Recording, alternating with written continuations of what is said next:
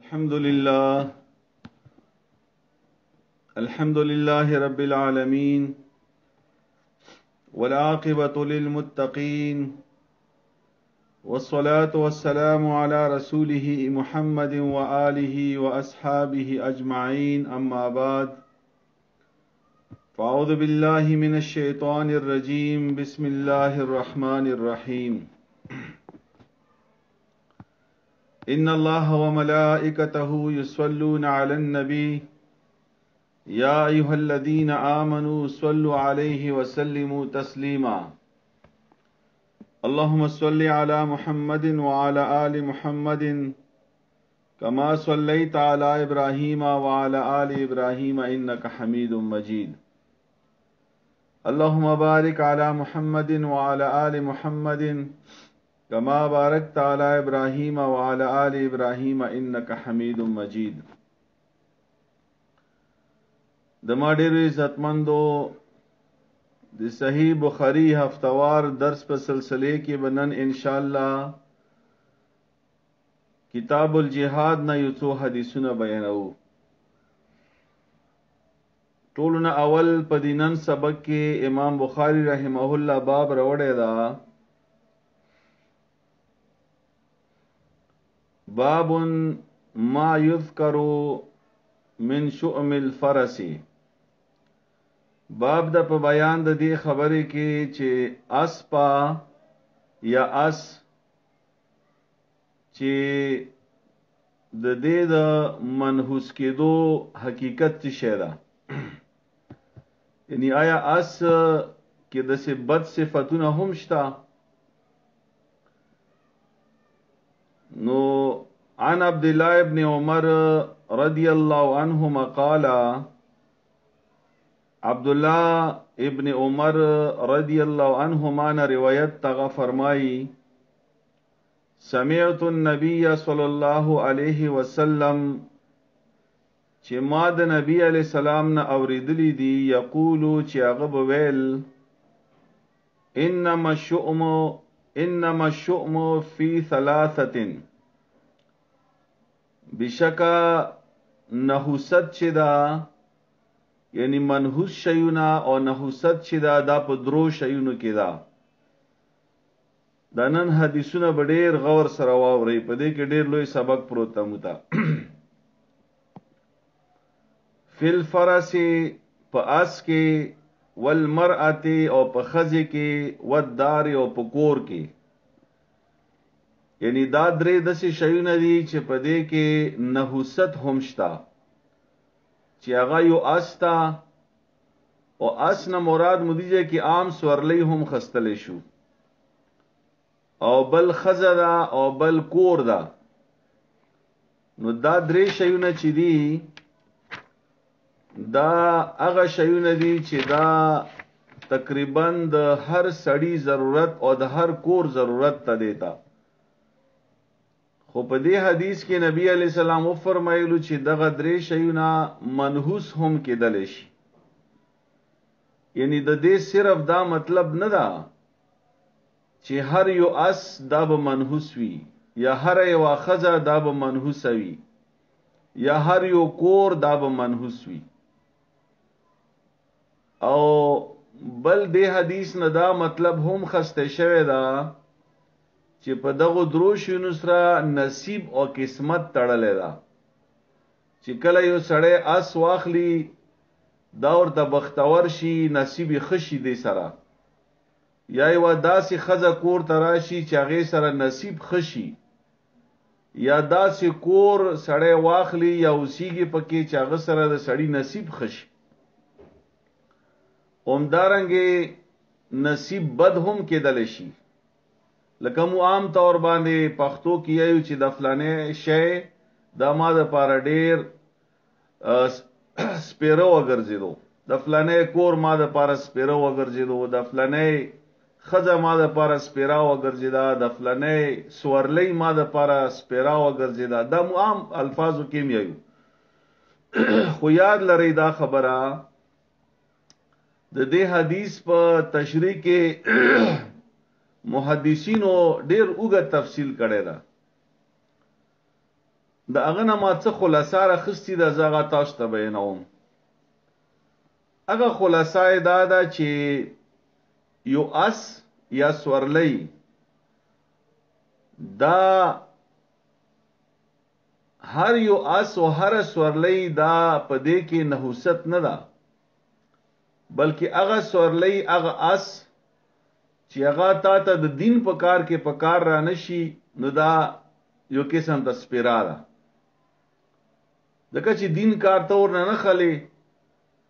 او د خلکو فائدې کار کې نه استعمالای، بدو کارونو کې استعمالای، شیطان د پاره استعمالای، نو دا خو ټیک نشولو. همدارنګه دویم نمبر کې خزه ده. هر یو خزه چې دا منحوسه نه ده یا هر یو خزه دا سپیرا نه ده، بلکې هغه خزه چې هغه بد اخلاق ده، بد زبان ده، بد چلن ده، هغه سره په کور کې د هغه راتلو سره په کور کې جنگ جګړې راشي، فساد راشي، خاندان تتر بتر شي، دا دسې خزه مراد ده. چې یو ټیک ټاک خاندان بوي، یو ټیک ټاک کور بوي، خمینه محبت بوي، خدا سي وا خزه کور تراشي، دسې خزه سره رشتہ وشي چې هغه خزه د وجه نه، دغه عمل د وجه نه،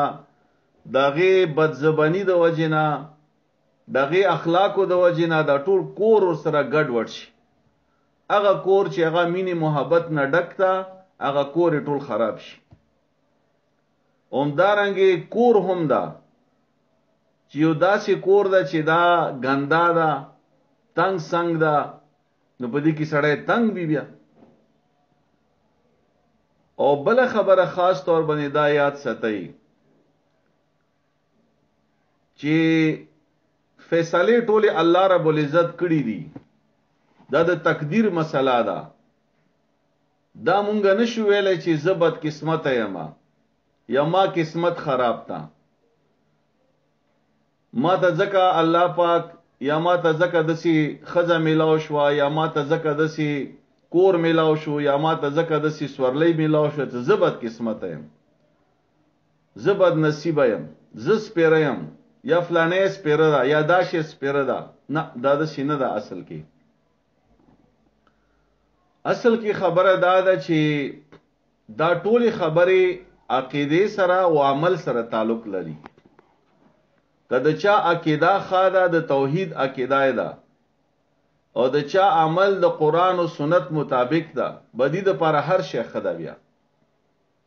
ځکه چې یو شی څه دی لاس تراشي دا بو نخ کار اخلي، کغا سورلی ده، کغا خزه ده، کغا کور ده.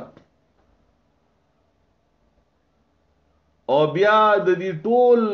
بحث چې کوم علماء کرام او محدثینو بحث کړي دا ټول بیا په یوې خبرې سره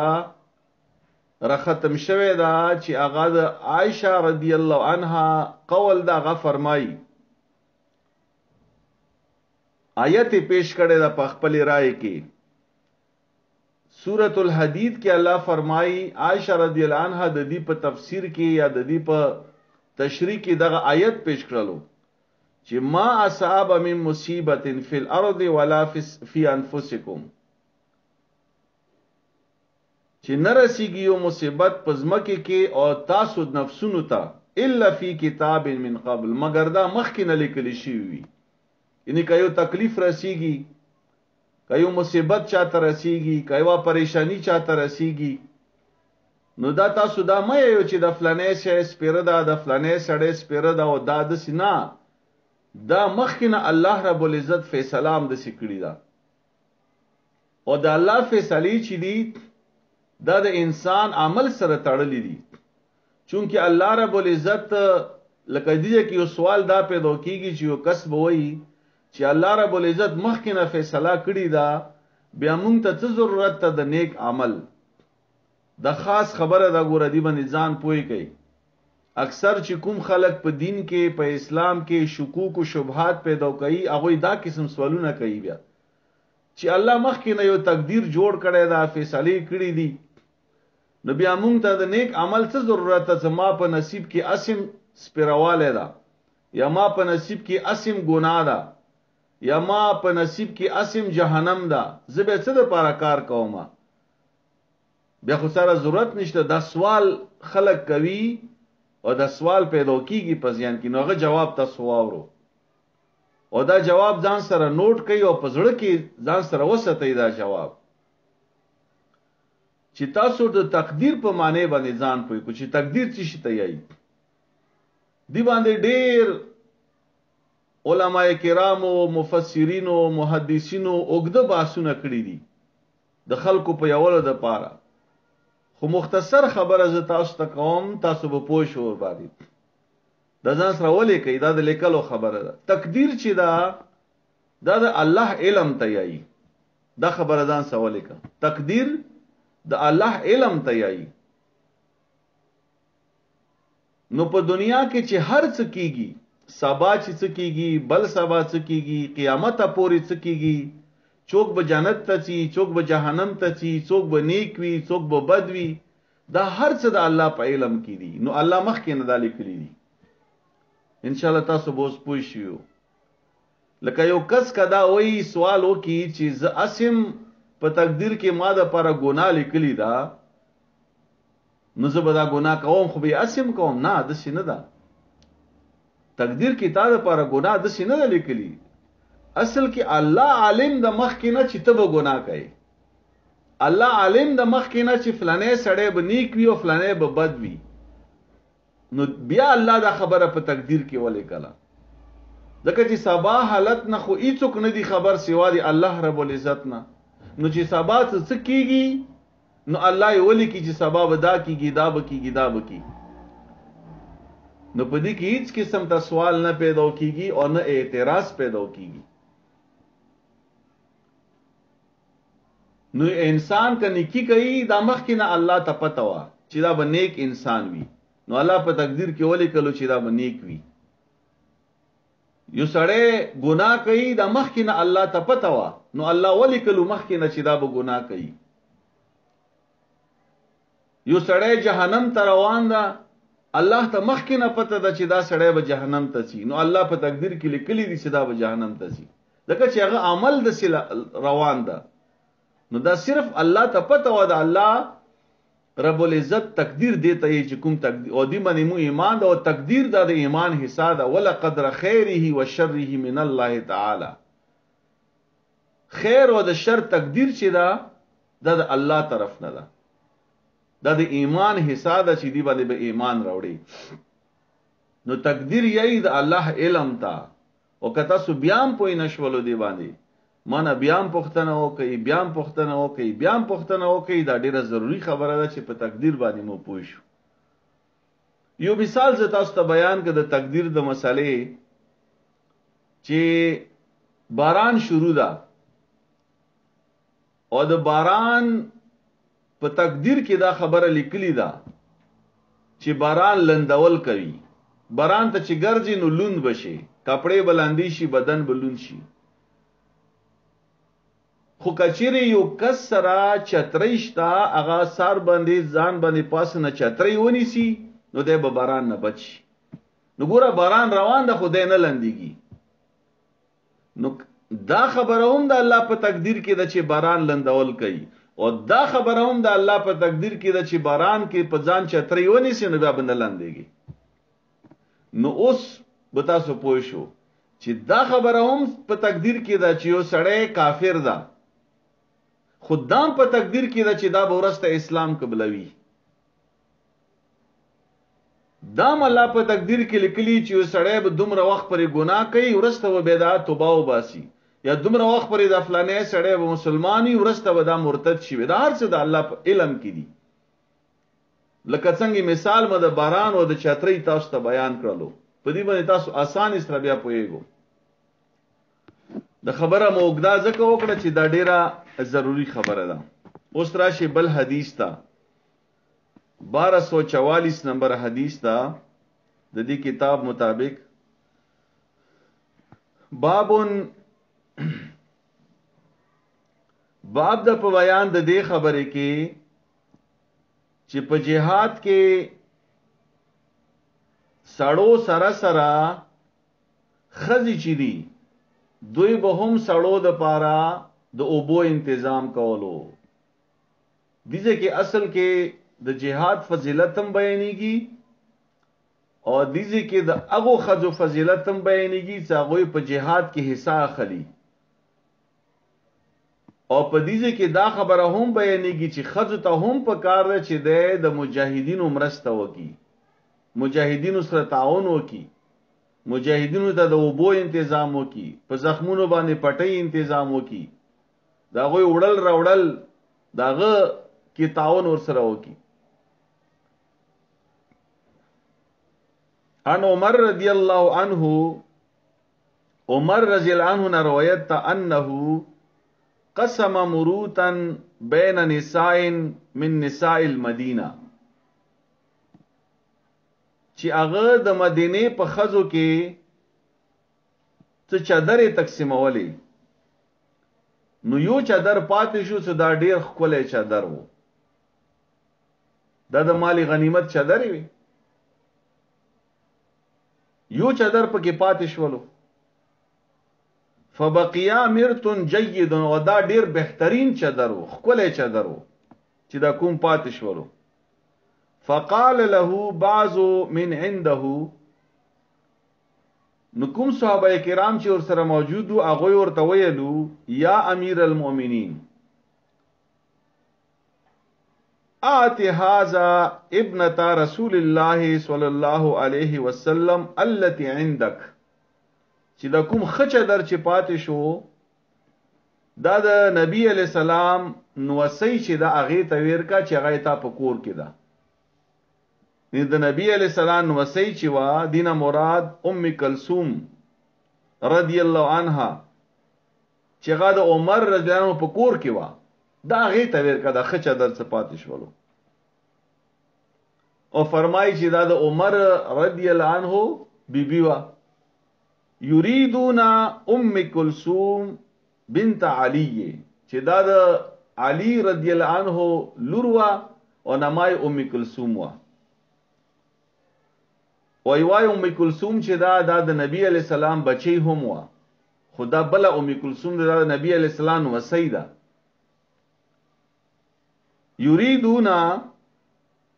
فقال عمر، نو عمر رضی الله عنه خلکو ته جواب ورکړلو ام سلیت احق، چې ام سلیت ډیره حقداري ده چې دا چدر به هغه ته ورکوم. ام سلیت دا یو بل خزه ده، بل صحابیه ده. و ام سلیت من نساء الانصار، او ام سلیت چې وا دا د انصارو د خزو نه وا، یعنی دا د مدینه اوسیدونکو وا، مکه نه ورغلی، د انصارو نه وا. د ام سلیت صفت څه ده چې دا خچدر هغه ته ور کوي؟ صفت څه ده د دې خزه او صفت واوره؟ ممن دا هغه خزه ده بایع رسول الله صلی الله علیه وسلم چې د نبی علی السلام سره بیعت کړو، د نبی علی السلام باندې ایمان راوړو، اسلام قبول کړو. قال عمر، عمر رضی الله عنه مزید نور خبر وکړه، د دې صفات بیانې. فانها كانت، او بشکه دا خزه چې دا د ام سلیت دا چې کومه وا تسفر لنا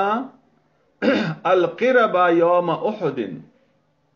غزوه احد کې به دې مونږ ته اوبه راوړلې او داسې اوبه به راوړلې چې مشک به ډکولو او اوبه به راوړلې، یو مشک او بل مشک، یو مشک او بل مشک. مخکې به مشکونو کې خلکو اوبه وړلې راوړلې، اوس خو ډرامونه دي، بلټي دي، ټینکیانې دي. نو دې مونږ سره په غزوه احد کې تعاون کړی دا، په جهاد کې شریک شوی دا، نو دا چادر به زه هغه ته ورکوم. ګور خپل کور زنانا چې هغه د دې کور خزه ده او د نبی علی السلام وسیدا،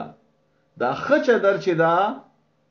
صحابه کرام ورته و فرمایلو چې هغه ته ورکا. عمر جان و فرمایل چې نه، انصاف دا ده چې دا چادر ام سلیت ته ملو شي، ځکه چې هغه په غزا کې او په جهاد کې حصہ اخیستی ده او د مجاهدینو خدمت کړی ده، او به راوړلې هغه ته. اوس راشه بل حدیث تا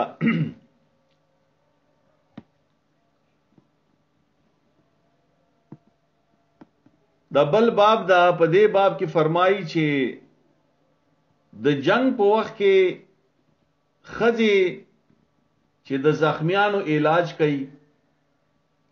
دا څرنګه ده نو دې باره کې امام بخاری رحمه الله حدیث راوړی دا چې دا کولې شي ان الربيع بنت معوذ رضی الله عنها قالت ربيع بنت معوذ رضی الله عنها نه روایت تا دیو زنانا دا صحابیہ دا قالت اغا فرمائی کننا نغزو مع النبی صلی اللہ علیہ وسلم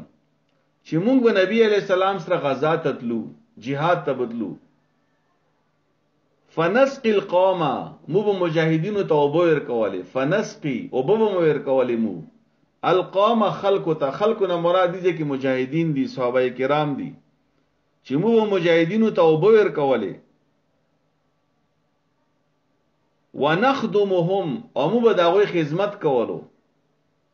ته هر څه خدمت هغه ته ضرورت وو اسلحه وړل راوړل یا داوی اوبو تنظیم یا داوی زخمونو پټي تنظیم مو به داوی خدمت کولو ونرد الجرح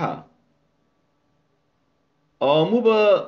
زخمیان چې دي دا به موړل والقتل او شهیدان به موړل الى المدینه مدینه تا یعنی کله به چې غزا کې زخمیان شول دا به مونږ وړل مدینه تا یا به شهیدان شول دا به مونږ مدینه تا وړل نو په دې حدیث کې یو څو مسالې دي یو مسله خدا دا چې جهاد ته خځه تللی شي چې د مجاهدینو خدمت کوي هغه ځکه او بو تنظیم ورته کوي زخمیانو تنظیم کوي شهیدانو تنظیم کوي او دویمه خبره په دې کې داش ولا چې واخذ چې دا د علاجم کولای شي چې کله ضرورت پیښ شي یعنی کچېره نر ډاکټر نشتا چې هغه د نرانو علاج وکي نو یو واخذ ډاکټر دا د سړو علاجم کولای شي چې ضرورت پیښ شي او دای دلیلم یله د امام بخاری رحمه الله خو په دې کې خو اصل موضوع جهاد دا اصل کې چې دا جهاد چې دا د سینه دا چې صرف سړو د پاره دا خزم په دې طریقې سره دوی په جهاد کې حصہ خستل شي او بل هغه خزا چې هغه په کور کې دا نه د لاړه جهاد ته خو چې هغه خوند سره ملګرتیا کوي خوند ته دعاګانې کوي خوند ته تسلی ور کوي خوند ته وایي چې لاړ شه جهاد ته زه بالکل نه خپه کېږم چې ته الله رضا لپاره جهاد ته چې ما دعاګانې د سره دي او زه خپه کېږم نه په دې خبره باندې نو ګوره خوند ته ډډګره نه ملاو شي یا موږ چې مور دا چې خپل بچي ځوانان بچي واسطه جهاد ته اوغه بچو ته دعاګانې وکي او دې اور باندې خوشاله وي چې الله رضا لپاره جنگيږي دا مور سره په جهاد کې شریک شو هم د سي پلار دا او بیا مخ کې حدیث ته چې په جهاد کې پیرا ور کول ان عائشہ رضی اللہ عنها قالت كان النبي صلی اللہ علیہ وسلم سهرا فلما قدم المدینه چې نبی علیہ السلام چې دا ایویش په دای بیدارو څکله د مدینه ته ورسېدو قال وی فرمایلو لیت رجلا من اصحابي صالحا يحرسني الليله چې داس یو د ما ملګری بنوي نیک ملګری چې هغه ما د پاره پهراویر کی چوکیداری وکي اس سمعنا صوت السلاح په دی وخت کې आवाज راغلو د هتیارو د اسلحه आवाज راغلو فقال من هذا نو فرمایلو چې دا څوک تا یعنی نبی علیہ السلام و فرمایل چې دسی څوک بنوي چې هغه ما د پاره پهراو کی د ما چوکیداری وکي ځکه چې خطر او دشمن او جهاد وختو دشمن حمله ونه کی نو په دې وخت یو کس راغللو اسلحه نه بالکل لیسو اسلحه ور سراوا تیز راغللو نو نبی علیہ السلام فرمایل چې دا څوک تا؟ فقال نو دې کس ویلو دا کوم چې راغلو انا سعد ابن ابي وقاص، ز سعد ابن ابي وقاص رضی الله عنه، جئتو لاحرسک، ز راغلم ز د تا د پرز پیرا وکم، د تا چوکیداری وکم. ونام النبي صلی الله علیه وسلم، او همدارنګه نبی علیہ السلام چې دا هغه به اودشولو. الله تعالی دې مونږ ته په دې حدیثونو باندې پوهه نصیب کړي. الله تعالی دې مونږ ته په دې باندې عمل کولو توفیق راکړي. ان شاء الله نور سبق به بیا بلې هفته وایو، مونږ ټیمم دا. او الله تعالی دې فلسطین مجاهدینو سره نصرت وکړي. الله تعالی دې ټولو بیمارانو ته شفا ورکړي.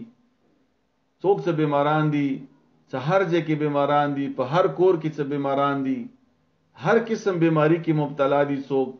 الله رب العزت په خپل کرم سره الله تعالی ته غوي ته شفا ورکړي. الله دې مو ټول مشکلات آسان کړي. الله دې مو ټول حاجتونه پورا کړي. الله دې هر کور کې مینا محبت اتفاق او اتحاد راولي. الله تعالی دې مو ته د جهاد کولو توفیق راکړي. الله تعالی مو منافقت نه بچ کې، مو د منافقت ژوند نه الله بچ کې، ځکه چې ډیر زیات خطرات ده دې خبره. الله تعالی مونږ ته د قران او حدیث پوهه نصیب کړي او په قران او حدیث باندې عمل کولو توفیق راکړي. الله دې مونږ د مدرسه آباد لري. وصلی الله تعالی علی خیر خلقه محمد و آله و اصحابہ اجمعین.